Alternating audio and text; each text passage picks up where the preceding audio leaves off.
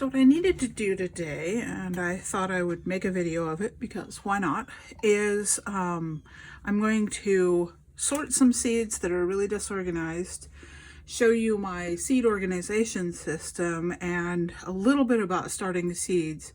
I'm going to have to figure out how to set the camera up in my utility room, which is where I have my seed starting station, so I can show you what I've got going there. And yeah, so without further ado, I have a mess of seeds here that were acquired over this last year and since the last seed starting season, and just kind of willy-nilly in here, and I don't even know that I want to do this because now it's going to be a mess. So I have got seeds that I bought, seeds that I ordered, seeds that were collected by myself or a friend, and I have a little bit of seed starting equipment in here as well, which I will show you. And there, see, I've got just like random loose seeds. So I had a moment because I pulled this little tote here into my art room, and I was trying to figure out why I had a roll of toilet paper in there, and then I remembered this thing.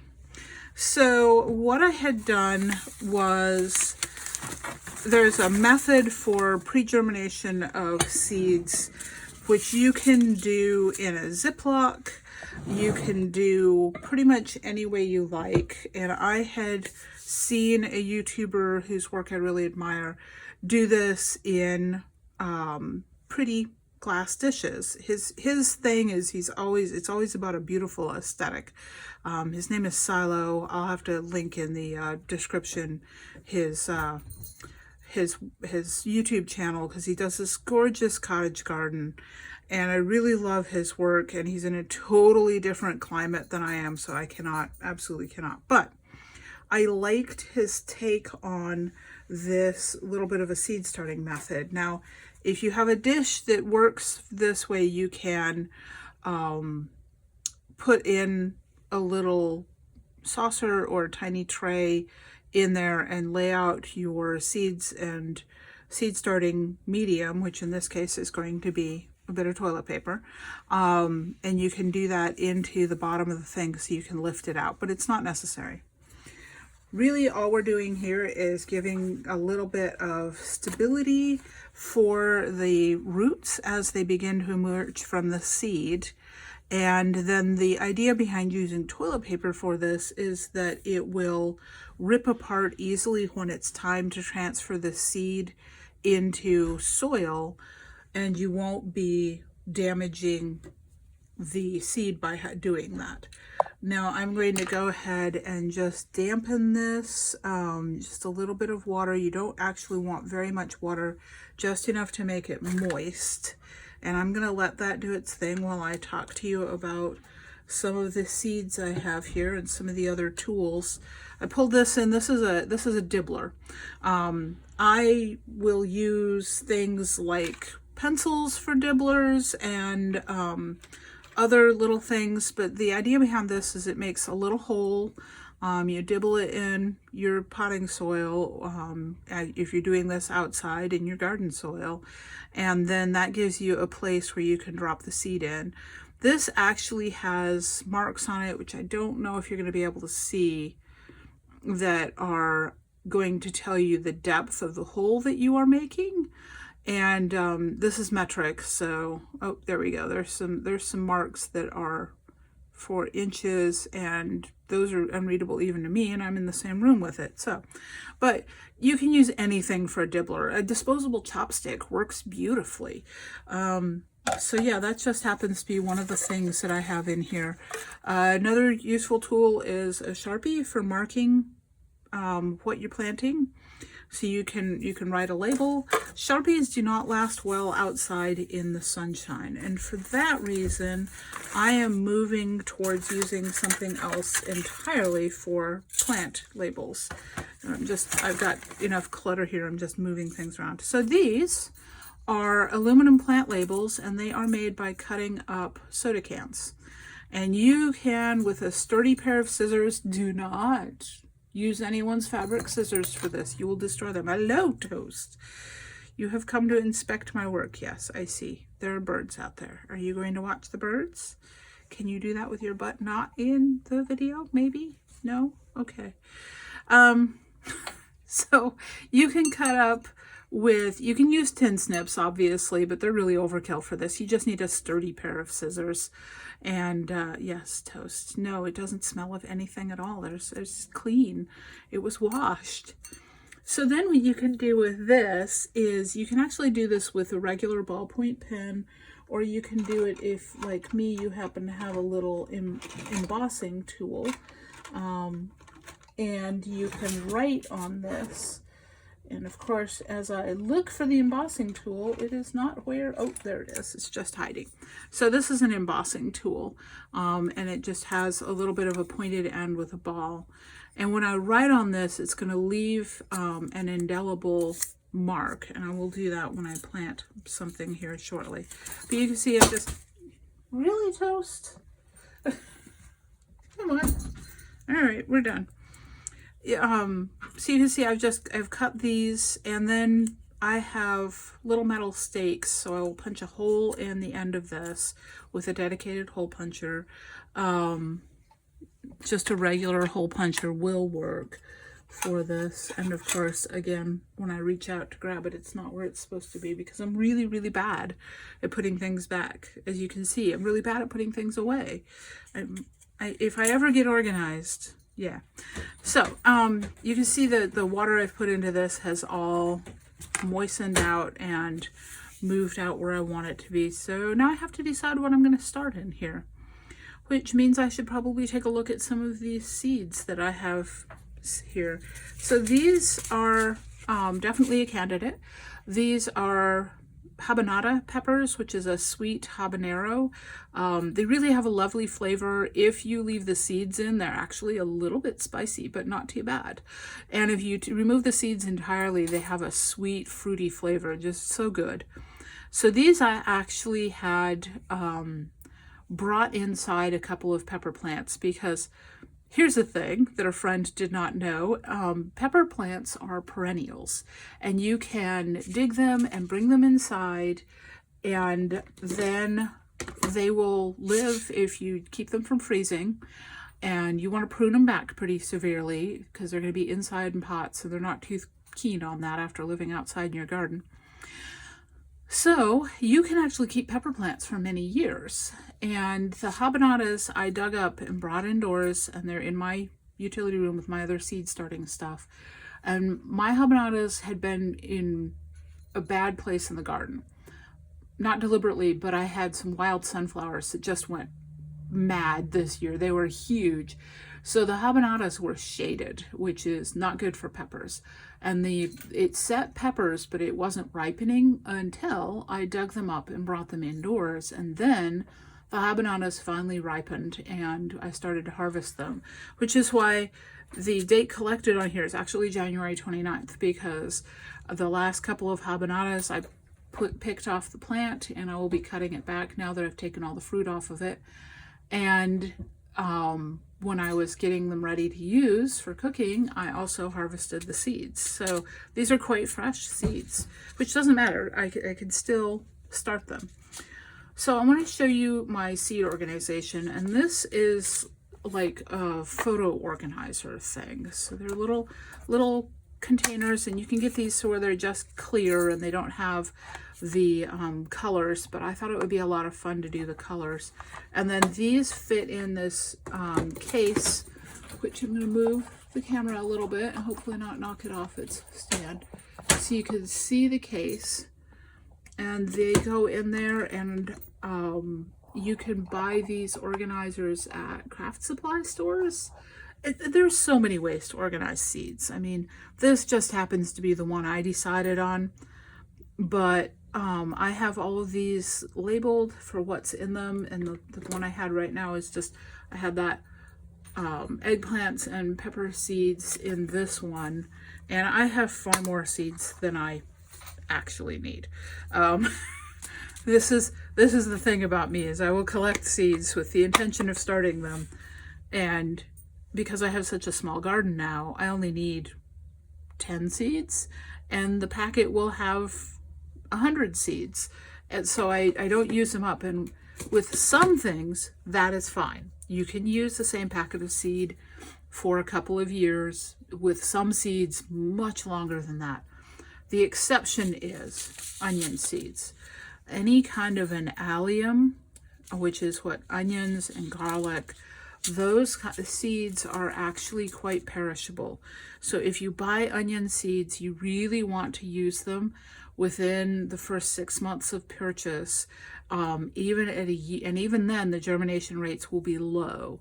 And after the first few months, your germination rates are just going to drop and drop and drop. And by the time you get to a year old for onion seeds, you're really not going to have a lot of successful germination. So you want to be aware of that when you get your onion seeds. And I'm like, I've got so much here. I don't want to go through all of this with you guys. But yeah, oh, here's the loofah sponges are a good one. Carrots should be planted outside in the ground. It is too early here for me to start any kind of beans, although I do have some really beautiful beans I'm looking forward to. And I'm afraid to set them over here because Toast knocked off the ones that I had over here. So, okay, so this is a pepper, and we could definitely start this now, except for the fact that I got these as a free seed. I didn't order them, and they are very hot. So I don't know if I'm actually even going to start them or if I'm going to pass them on to a friend who would enjoy that. And I'm trying to grab some of the randomness here. So I have, these are seeds that were collected by a friend of mine. I had bought a bunch of these seed packets because I liked the ability to be able to put all of our information on it. So my friend Julie collected these seeds and gave some to me, and I will definitely be starting those, but those are a native perennial here. And this, we aren't sure if it will germinate still, so I'm going to give those a try. And let's see here. Right now, I'm mostly looking at probably starting peppers, so that's probably what's going in here is a pepper. And I have bluebonnets, and spinach will be planted outside here, and as will bok choy. And this is canary creeper. This is a vine. It's too early to start it. You only start it 2 to 4 weeks before last frost. And even though we're going to have temperatures here in North Texas that will be up as high as 80 in the coming week, we will still have frosts. So I'm just kind of doing a quick sort through these seeds. Some of these are seeds that I planted out last year and didn't put away. I just put them into this container. This one I bought this year, and foxgloves, because I can grow foxgloves here, although I'll probably have to provide supplemental watering, and I really, really love them. So poppies that get sown outdoors, the daikon radish will get sown outdoors. And so these are interesting because I bought these from a company, and I was surprised to see they came in little plastic baggies, which are probably super inexpensive way to package seed, and it's certainly nice to be able to see them. But the thing is, you have to make sure if you're going to ever store seeds in plastic that you must have them completely dry or they will mold. And this is asparagus seed. So the thing with starting asparagus from seed is that it will take several years before you can get a decent crop off of it. I would recommend, if you want asparagus, that you buy some crowns and plant the crowns, and that you start some seeds. But once you establish asparagus, keep in mind 2 things with asparagus. One, it gets really deep, large root systems. You cannot move it once you've got it in place.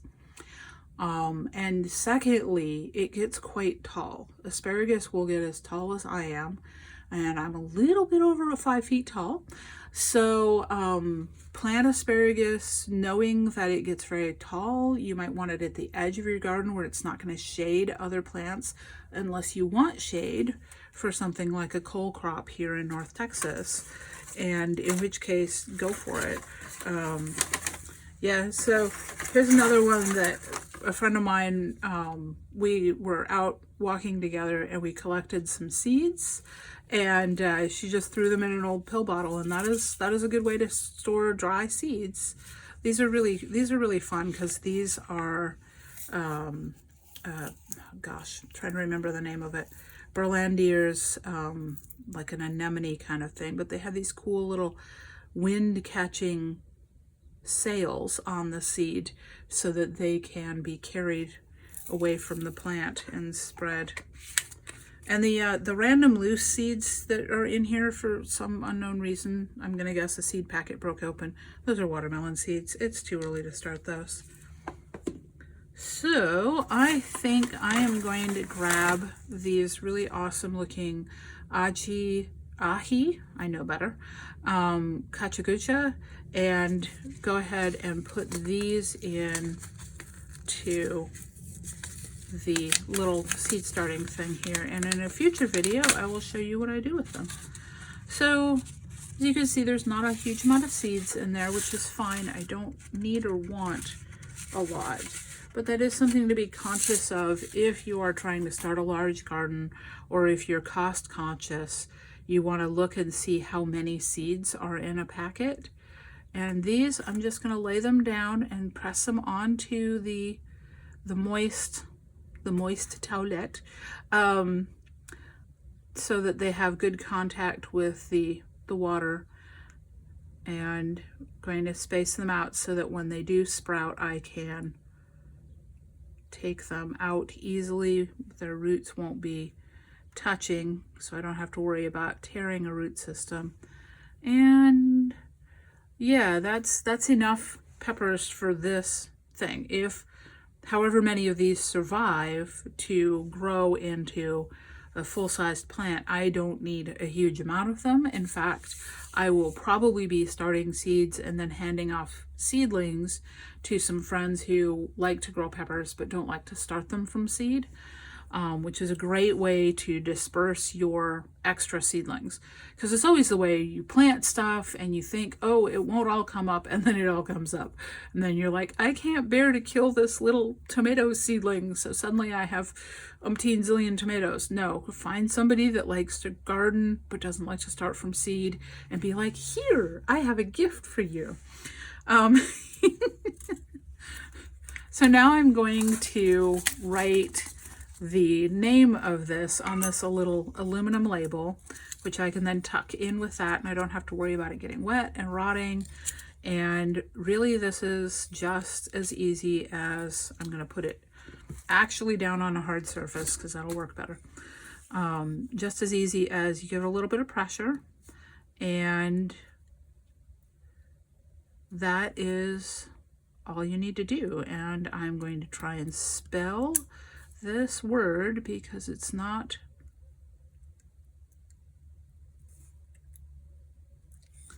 so, I don't know if you can see that, but that will outlast the sun, it will outlast moisture, and I can just tuck it right in here for now and go ahead and put the lid on this, and then this will live in a windowsill, and I will check on it every day or so until those root systems are starting to develop, and then I can transfer it to potting soil.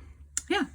And so yeah, that's a little bit about my system and the seed starting and what I'm doing for markers. And there will be more because the garden is going to be a focal point this year, in honor of my father, who introduced me to permaculture and raised me with a great love of growing our own food. And my mother did as well, but Dad passed away in December, and I am going to make this year about memorializing Dad in my garden. And I will see you all next video.